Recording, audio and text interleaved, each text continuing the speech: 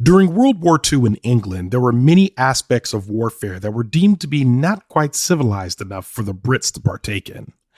However, since the Nazis of Germany were winning and the United States had yet to join the war, England was under some pressure to try something out of the ordinary. Or at least that's how the legend tells the tale of the Ministry of Ungentlemanly Warfare. I'm Ronald Young Jr., and I'm leaving the theater.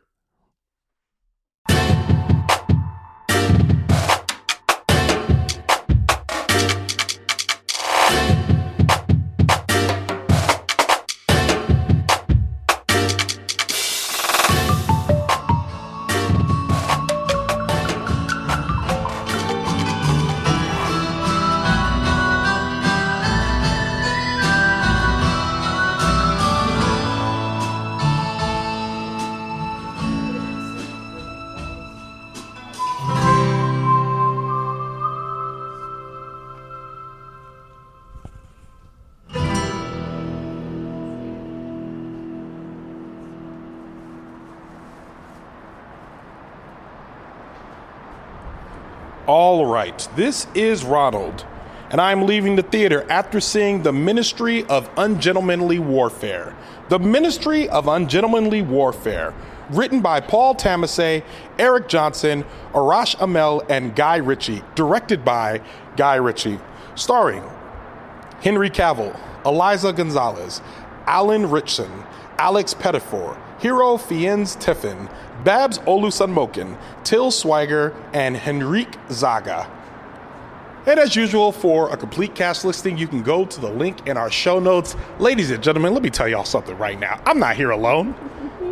I am here for the trilogy. Yes. Part 3. Repeat. In a row. Here we go. Guess who's back with me today? We going back to back. J.C. Howard right here leaving the theater. I think that this might be the first time, sorry Nicole Hill, that I've had a guest on 3 weeks in a row. 3 going strong, baby. I mean, give the people what they want. Give the people what they want. Nicole has been on 2 times in a row, many times. I was going to say, the thing that people want is probably more Nicole Hill, but, you know. I don't know if you'll think that. I have a message for you. They'll settle for me. They'll settle for me. I have a message for you from Nicole Hill, which we'll talk about a little later in the episode. But let's talk about the movie, The Ministry of Ungentlemanly Warfare, a Guy Ritchie joint. This is a movie supposedly from the declassified files of Winston Churchill that tells the story of some undercover operatives in the British military who carried out assignments that were deemed untoward or ungentlemanly that still needed to be done in order to bolster the war efforts. Yeah, that's pretty much the movie. You've probably seen the previews. J.C. Howard, what did you think of this movie? Today is an historic day. We found a Henry Cavill movie that I can tolerate. I think I would say that I enjoyed this movie. I don't think it was perfect by any means, but Henry Cavill in this movie, he's the lead, and I hate him in almost everything that he does. He seems like he's made of cardboard, usually. He's completely void of every bit of charisma, usually. But I think that this particular character gave him the ability to be cheeky and smooth, but not exactly oozing charisma. And I think that that's where he vibes. Like, he was going throughout this movie, and every scene that he was in, I'm like, all right, cool. Like, I don't have any problem with Henry Cavill here. I will say the movie as a whole, like, you know, it's about military plans. It's about, like, strategy and, like, you know, accomplishing missions and things like that. And for me personally, the plans were a little bit hard to follow. I don't know if that was just a me thing or if that was, like, you know, the way I was experiencing the movie, but the plans were hard to follow. But at the end of the day, we got there, you know? Like, I mean, I understood enough to say, like, we're here on a mission. We're going to destroy the German U-boats. And that's the point of the whole thing. So I wasn't completely in tune. I thought the plans were a little bit convoluted, and there were a lot of wasted stops and changing plans all over the place that I was just like, okay, just do the thing. Like, we know what we're here for, so just do it. Like, I don't need any of these side quests and things like that. But all that to say is, at the end of the day, I was like, I kind of enjoyed this movie. Like, it was boring because of like a lot of the plans. Like, if I was a different person, I would say that it was boring because of all those plans. But they gave me little bits of, I don't know, like little visual candy. It was like, it was shot well. The music was really good. The score was really nice. So it gave me enough all throughout that I'm like, all right, okay, I enjoyed this movie. As you continue talking, I have never disagreed with more critiques in my life. I loved this movie. I absolutely enjoyed it from beginning to end. This movie is a heist movie. This is Ocean's 11 if it met Valkyrie.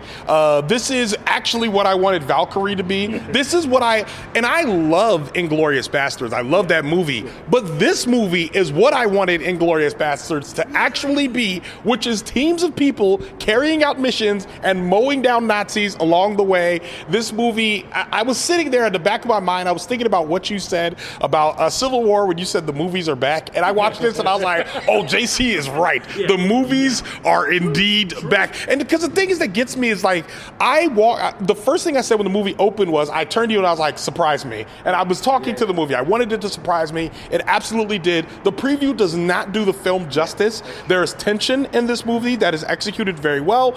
I disagree about the plans being hard to follow. They were convoluted sometimes. I feel like they were unnecessarily convoluted, and it was hard to tell what it was. Sometimes it was hard to tell who I was supposed to be rooting for and why. Like, there were times in which I did not understand why, for instance, the Admiral would be working against the Prime Minister. Right. That felt weird. And I think I agree there was parts of it where I was just like, there felt like there were two movies going on. There was one movie that was a spy movie, and there was another movie that was more of a covert operations movie, like a military mission. And what I found was when it was a military mission movie, I'm like, let's go. Show me the plans, mow down the Nazis. These guys are apparently invincible. That's all I wanted. I really didn't want that much tension or that type of torture to be there anyway. Yeah. But whenever it was a spy movie, I was less engaged. Yes. I felt like I wasn't nearly as into it. But when they all meet at the end, kind of, I'm like, okay, this is more of what I wanted. So if I'm being honest, your critique is correct. When you get to the end, you're like, this is satisfying. This is where I wanted you to be. No, I was gonna say, I think we actually agree a lot more than we disagree, because I think that's exactly right. And I think you touched on something that's really important. This movie, and this is very important about this movie does, it follows the number one tried and true rule of cinema, which is, everyone's happy when you're mowing down Nazis. Correct. Yes. When you're just indiscriminately killing Nazis, it's like, okay, like everybody, it's the opposite of Civil War in that sense, right? It's like, we can all just be on the same page because, look, we're killing Nazis. Like, that's the bottom line. That's what this movie is about. And if you like that, which you should, you're going to like, watching them kill Nazis. I will say that, like, some of the humor, so it's kind of an action comedy. It's like, it's exactly as you said. It's a little bit spy, it's a little bit military ops, and it's like a little bit of comedy woven throughout. I think the comedy is good. I think it wears on me a little bit. Like, the first probably third of the movie, they give you all the jokes, and then they kind of pepper them in again and just like repeat them over and over, to the point that I feel like the last third of the movie was, like, comedy-wise, as well as in some ways story-wise, it's just like, okay, I got it. Like, let's just get there in the end. But I wouldn't even necessarily take away from the movie in that. It's just an observation. It's mostly that, like, it's funny, and then the comedy can get a little bit, like, a little gritty on you. It's like, it wears on you. I have never disagreed with a critique more in my life. No, I'm kidding. I slightly disagree. I would say what I found was, it gave me the jokes that I thought what it was trying to do was give you those jokes in the beginning, and then kind of like reference the joke archetype as it moved forward, which I thought worked. There's a joke about one of the people being kind of like a klepto almost, or like just kind of just taking whatever he wants, or just treating everything as if it was a free buffet and he wasn't paying the bill, which I thought was very interesting. It was also intriguing because I think it built to his character. It gave him a little bit of character development in that he was like, well, out of prison and I don't know when they're going to put me back, so I'm going to take whatever I want, which I feel like that I easily understood that. And in the forms of jokes in which they were doing it made it good. I also liked that black people were integral to the plot in a very specific way, and I enjoyed them when they showed up. Now, they did mow down some black people, and they treated them as if they were like there to get mowed down. They were cannon fodder, for sure. Which I did not appreciate, but they were not the same cannon fodder as the Nazis in a way. Like this movie, I felt like Guy Ritchie has been like listening to a lot of critiques about the world and what's going on in it the last few years, and he came back and be like, "Hey, yo, we kill Nazis in movies. What y'all talking about? Like, there's no both sides out here. Like, the Nazis are the bad guys." And I feel like, yes, the Nazis are always like. I just Leaving the Theater is a podcast that will say on the record that the Nazis are the bad guys. They are 100% the bad guys.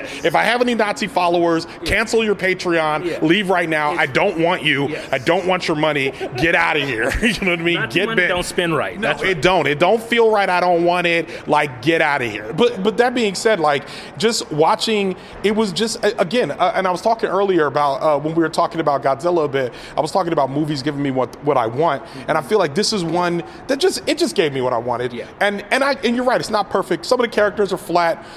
Some of the writing is a little stilted. There's good dialogue, but there's also a little bit like, this is a little smug and self-absorbed. Yes. Yeah, no, that's exactly the size of it. It was fun, like, I mean, I want to be clear here. Like, I have some qualms with the movie, and a lot of this will come through my rating, but like, I have qualms with the movie, but I would not say don't go see it. Like, I would say go and critique it along with us, like, that's kind of the point.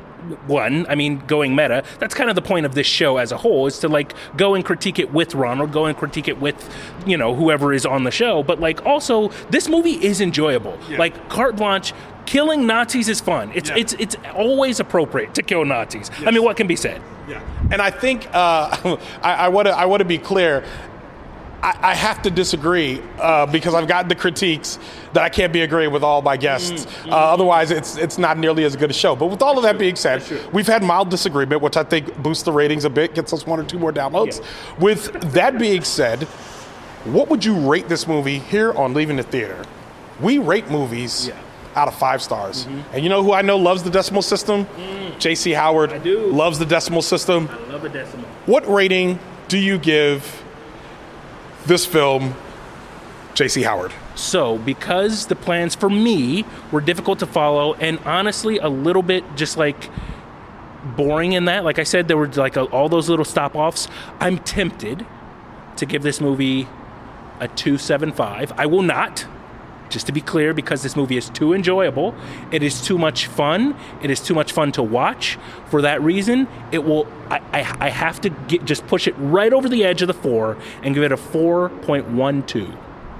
Now, the funny thing about this is, I'm rating this movie lower than you. Holy I liked it more and I'm rating it lower. I think that there were some things that this movie needs work on, but that doesn't stop me from loving it so much. I loved this movie. I will show it to my family. I'm going to tell Marilyn about it. This is a Marilyn movie through and through. My sister, like, I know who's going to like this movie, and I'm going to recommend it directly to them.